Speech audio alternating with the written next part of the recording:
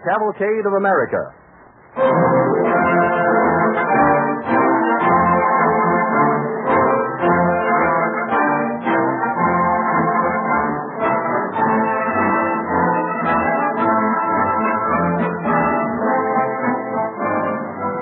A resolution unanimously adopted at the recent convention of the National Council of Women reads as follows, quote, "Be it resolved that a letter of thanks be sent to DuPont for sponsoring the excellent educational series called the Cavalcade of America, thus providing the whole family with splendid entertainment." End of quotation. DuPont appreciates this compliment from such a distinguished organization, and needless to say, such a commendation is particularly timely right now during National Education Week. It is the purpose of this series to show the forward march of traditional American spirit in a series of true stories. And just as the history of the nation shows how American men and women overcame trials and hardships and so found new horizons, so the history of chemistry shows how the research chemists have constantly contributed to a fuller, richer, and freer life for everyone. This is the ideal expressed by DuPont in the phrase, "better things for better living through chemistry."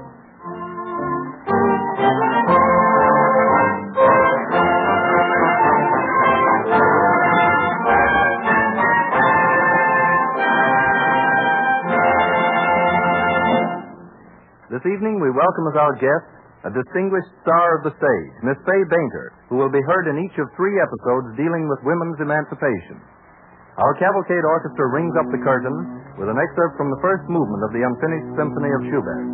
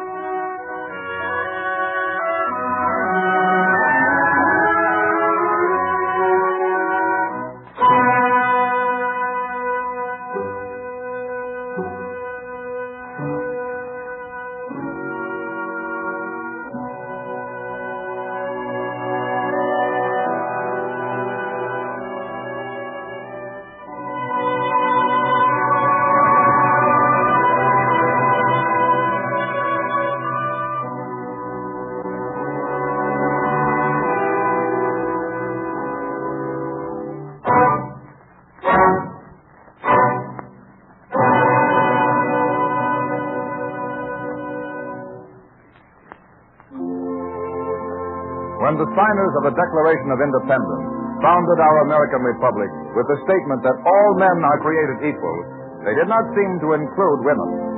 American women, especially married women, were in a class legally with slaves, imbeciles, and felons. A scene such as which took place about 30 years before the Civil War can hardly be realized today.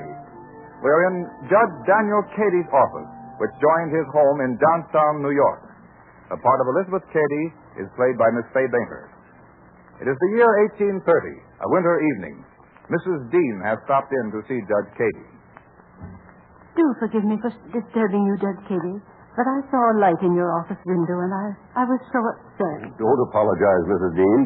A good lawyer is a public servant, always ready to help his friends. You and my husband were always such good friends that, well, I felt I could come to you for advice. Of course, Mrs. Dean. Oh, hello, Elizabeth. Oh, I'm sorry. I didn't know you were busy. You know my daughter, I think, Mrs. Dean. How do you do, Mrs. Dean? Oh, bless you, my dear. You're quite a young lady. Mrs. Dean, do you know that during the last semester at school, Elizabeth won the prize for being the best Greek scholar in the class? Why, Elizabeth, it doesn't seem quite delicate. I heard Father wishing I'd been born a boy, and I'm just showing that I was just as good as a boy. She intends to make me pay for that one inadvertent remark. I will, too, Father. You'll see. All right, Elizabeth. And I'll run along. Mrs. Dean wants to talk something over with me. Oh, that's a child's play, Judge. Perhaps if she hears what I have to tell you, she won't wish she were a boy. Well, I don't think I understand you, Mrs. Dean. It's my son, Judge. My only son. Oh, surely you have no cause to complain of your son. Fine young man, Mrs. Dean, if I'm any judge. And a beautiful son. Yes, a fine young man. But there's truth in the old saying, a man is a son till he gets him a wife, but a daughter's a daughter the whole of her life. But what has this to do with... You know, when my father died, all his estate came to me and through me to my husband. Of course, Mrs. Dean. That is the law. A married woman can have no property in her own right. And then, when my husband died, we left the money to our son.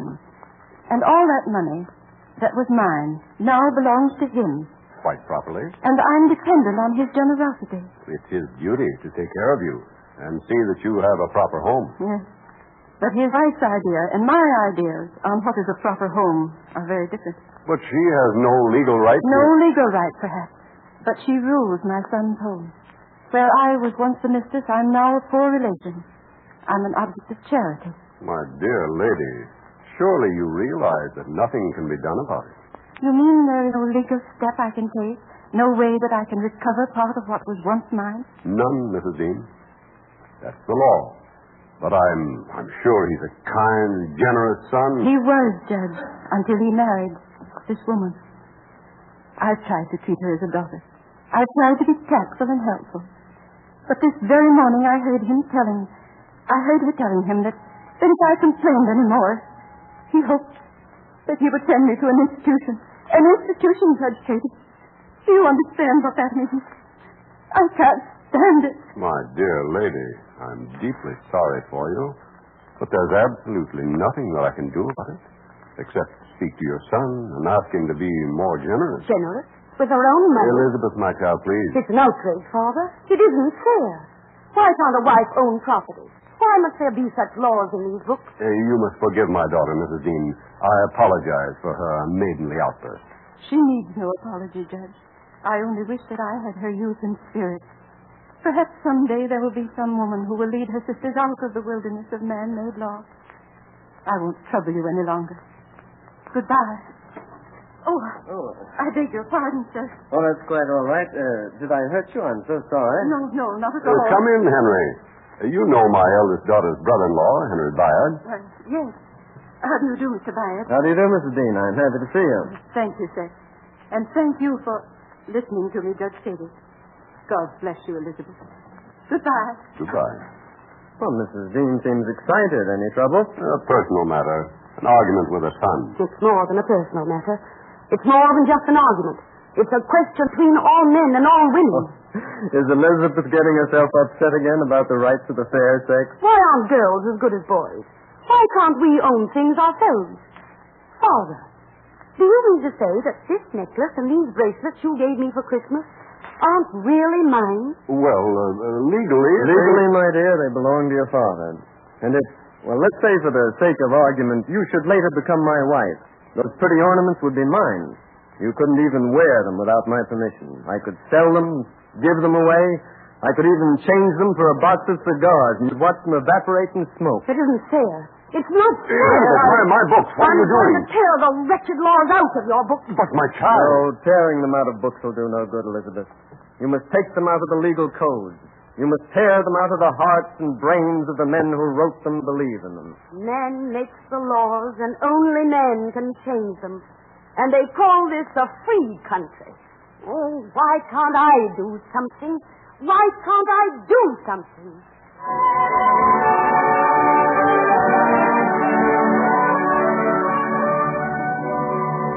On Friday, May 11, 1840, refusing to say the word obey, Elizabeth Cady was married to Henry B. Stanton, prominent as an abolitionist.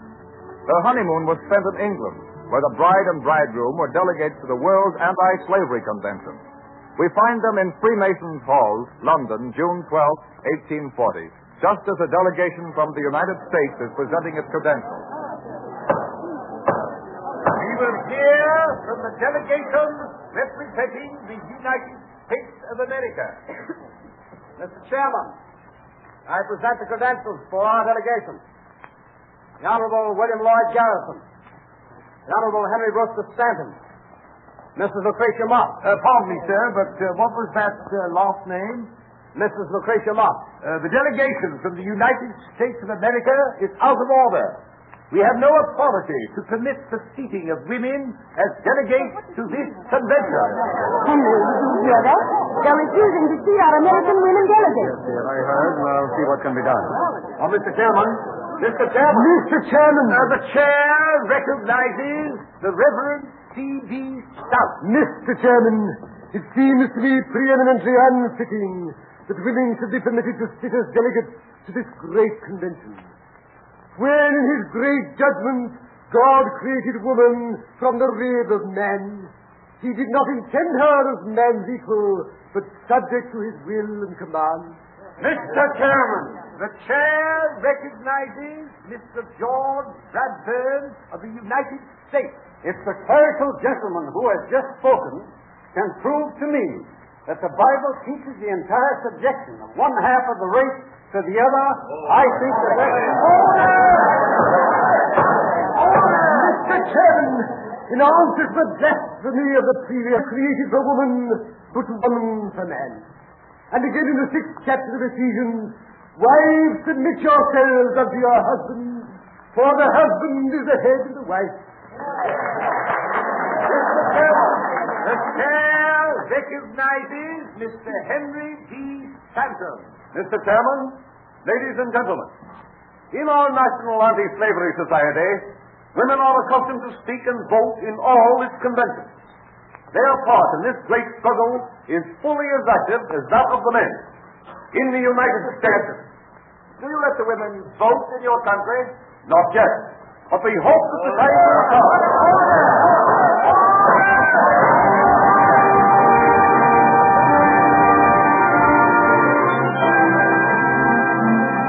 Finally, the English delegates, supported by the English clergy, had their way, and all women were rejected as delegates to the convention. Elizabeth found herself seated in the audience beside another disappointed member of the American delegation, Lucretia Mott. Mrs. Stanton, I feel so humiliated sitting here like this, for all the world like a naughty child. I feel more contempt and disgust than chagrin, Mrs. Mott. What will they say in America? It's Mr. Garrison they're applauding. I wish he'd been here yesterday. He'd have burned the bigots with his oratory. Mr. Chairman, the chair recognizes the American delegate, Mr. William Lloyd Garrison. Mr. Garrison is the most eloquent speaker I've ever heard. Yes, they say everybody's looking forward to hearing his address. Mr. Chairman, on arriving here today, I learned that our women, the very women who have fought side by side with us in all this great conflict for freedom, have been excluded from places on the floor. Yes, Mr. Garrison, by vote of the delegate. I came 3,000 miles to speak on the subject nearest my heart. But after battling for so many years for the liberation of African slaves, I can take no part in a convention that strikes down the most sacred right of all women. No less tyranny. We haven't the privileges of the most ignorant and degraded men. We haven't even the right to the wages we earn. We are denied equality and education. In fact, we are civilly dead.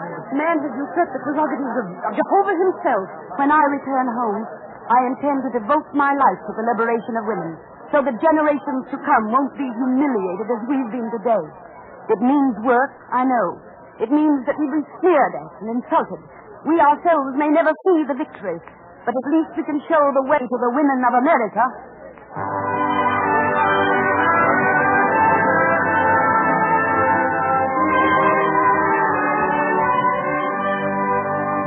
Elizabeth Cady Stanton's words turned out to be prophetic. They were the beginning of the reform which was to be known as women's rights. In 1848, a small convention was held in Seneca Falls, New York. It was ridiculed by the public and rebuked by the press. However, it was successful enough to result in the first national convention just 2 years later.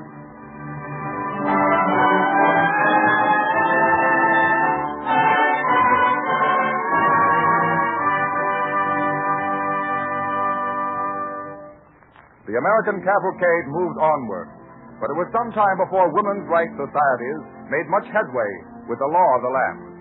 Suffrage became the goal. Western pioneers saw their women struggle beside them against the wilderness. And in 1869, Wyoming Territory granted the vote to women. This stirred the soul of Susan B. Anthony, often called the Napoleon of women's rights. And in the year 1871, we find Susan, played by Fay Bainter, entering the headquarters of the Board of Registry in Rochester, New York, with a group of co-workers. Well, ladies, what can I do for you? We're here to register. What's that? Register? We can't vote unless we register, can we? But ladies, you can't vote at all. The law says... We know the law. The 14th Amendment to the Constitution of the United States says that all persons born or naturalized in the United States are citizens of the United States, and that no state may make a law which shall abridge their privileges or deny equal protection of the law. But, madam, you are a woman. Since when was a woman not a citizen? Either you will register, my friends, or I'll bring suit against you. Oh, let them register. We don't have to let them vote. If we register, we will vote. Madam, I warn you. If you vote, you will be arrested.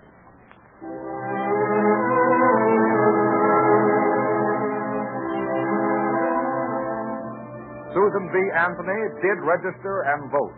She was arrested and fined $100. She refused to pay the fine, and President Grant pardoned her. Susan B. Anthony kept working to keep the suffrage question before Congress until her brave spirit passed on in 1906. The American cavalcade moved onward to the year 1913. That was the year when the whole country was humming the beautiful waltzes from the operetta shouting.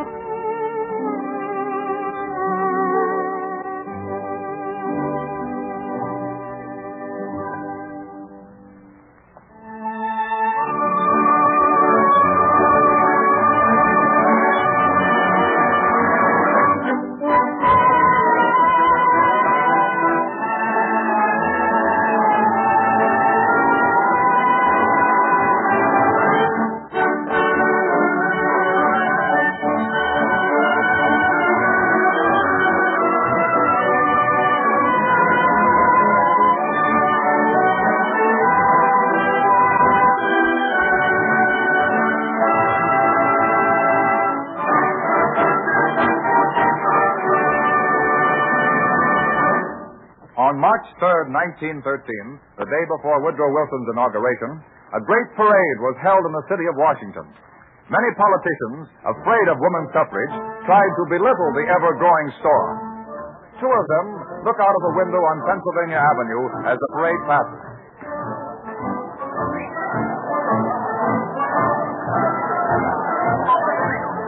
They certainly can march. I'm surprised at so many good-looking young girls. They just want to show off. Say, that crowd's getting nasty. Look at that. The man in the crowd threw a cigar butt in that woman's face. After all, they are women. They want to vote like men. They must expect to be treated like men. Those fellows on the curb are men. They're rowdies and hoodlums. The women are asking for it. Oh, just look at them. Thousands of them. Marching by. All looking ahead. Not even hearing the cheers of the crowd. I got to admit, I admire them. Looks as if they really mean it this time.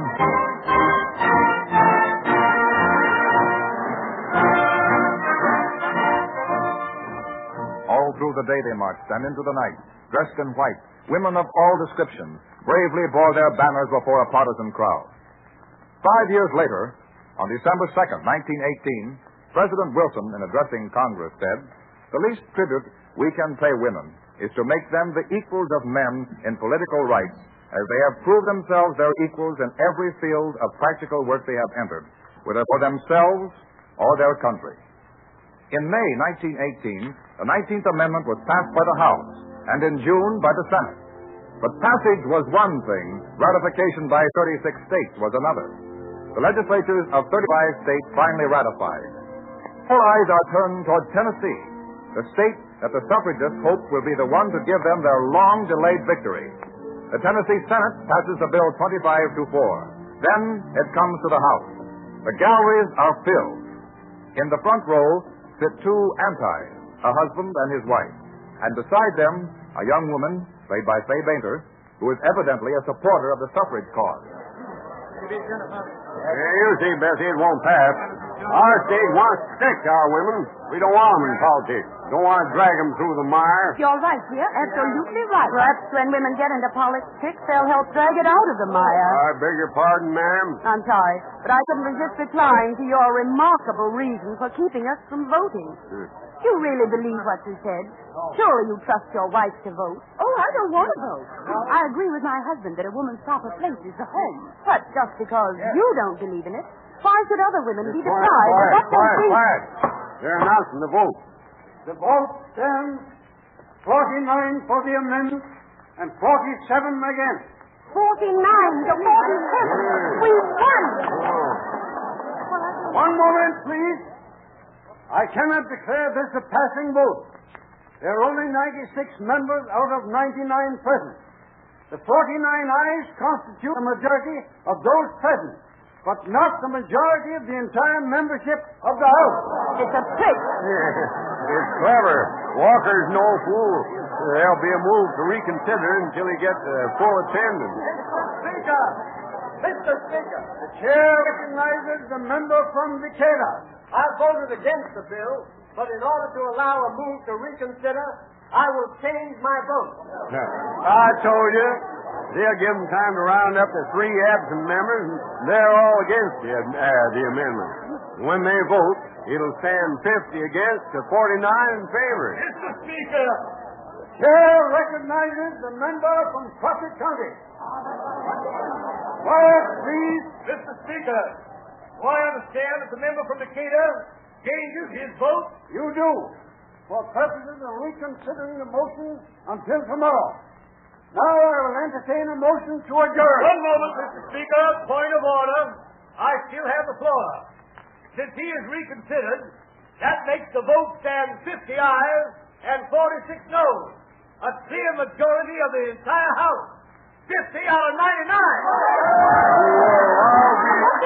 That means, my dear lady, that we won. Your speaker outsmarted himself. The amendment is ratified. Next election, women will vote. Women are citizens of the United States at last.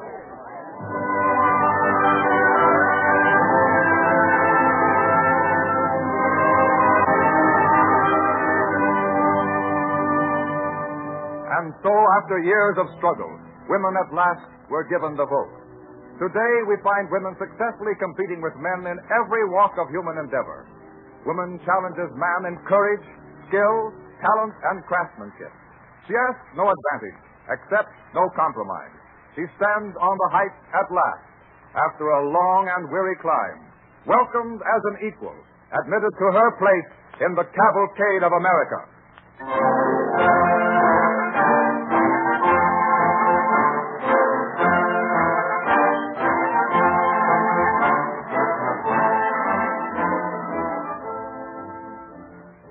Think what an important part women play in the life of our nation, not only politically, but economically. They are the purchasing agents of America's homes, and their ideas make business history. Have you ever heard anyone use the expression, born to the purple? There's a story in that phrase, born to the purple, a story that has a lot to do with feminine gowns and frills. Way back in Roman times, the Phoenicians were renowned for their skill in dyeing the robes of royalty. They used a color called Tyrian purple, which was obtained from shellfish found in the Tyrian Sea. It was so costly that only royalty could afford clothing of this beautiful color, and hence the expression, born to the purple, denoting high birth.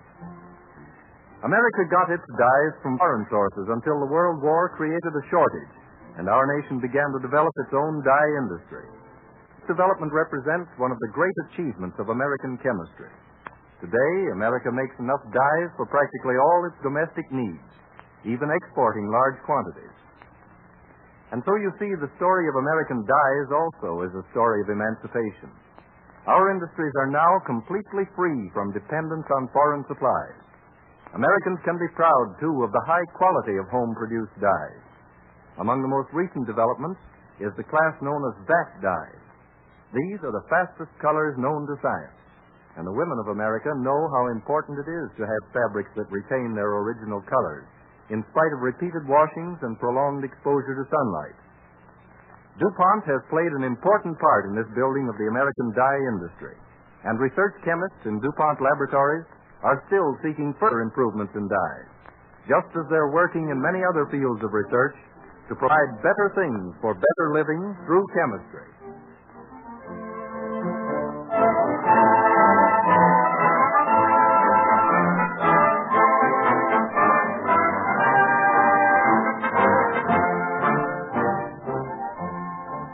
On tonight's program, you've heard Faye Bainter, famous stage star, in the leading roles. Tune in again next Wednesday when DuPont again presents the Cavalcade of America.